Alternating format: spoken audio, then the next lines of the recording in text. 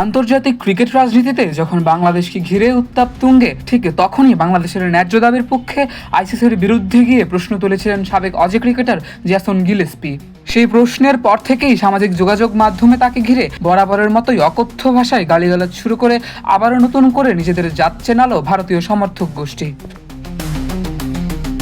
তোপের মুখে পড়ে সেই টুইট সরিয়ে নিতে বাধ্য হয় পাকিস্তানের এই সাবেক কোচ। তার দেওয়া টুইটে বাংলাদেশের যথার্থ দাবি ও আইসিসিতে ভারতীয় আধিপত্যের বিরুদ্ধে স্বীয় অবস্থান জানান দেন তিনি। প্রশ্ন তোলেন যে চ্যাম্পিয়ন্স ট্রফিতে ভারতের দাবি অনুযায়ী আয়োজক দেশের বাইরে গিয়ে হাইব্রিড নিয়মে বিশ্ব আসর অনুষ্ঠিত হলেও বাংলাদেশের ক্ষেত্রে দ্বিমুখিতা প্রদর্শন নিয়ে।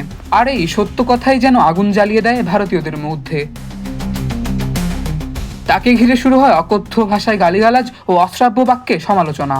পরবর্তীতে সেই টুইট সরিয়ে ফেলা নিয়ে প্রশ্ন করা হলে তিনি জানান, একটি সাধারণ প্রশ্ন করার জন্য আমাকে গালাগাল ও আক্রমণের শিকার হতে হয়েছে, সে কারণেই টুইটটি মুছে ফেলেছি।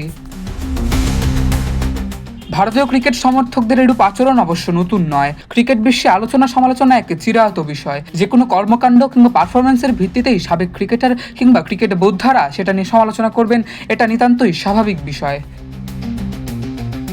কিন্তু সেই স্বাভাবিক বিষয়টাই যেন স্বাভাবিকভাবে গ্রহণ করতে পারে না ভারতীয়রা। তাদের বিপক্ষে গিয়ে কেউ ন্যায্য কথা বললেও তাকে ঘিরে এক প্রকার তোলপাড় শুরু করে দেয় তারা। তেমনটারই দেখা মেলে সাবেক অস্ট্রেলিয়ান ক্রিকেটার জেসন গিলেস্পির ক্ষেত্রেও।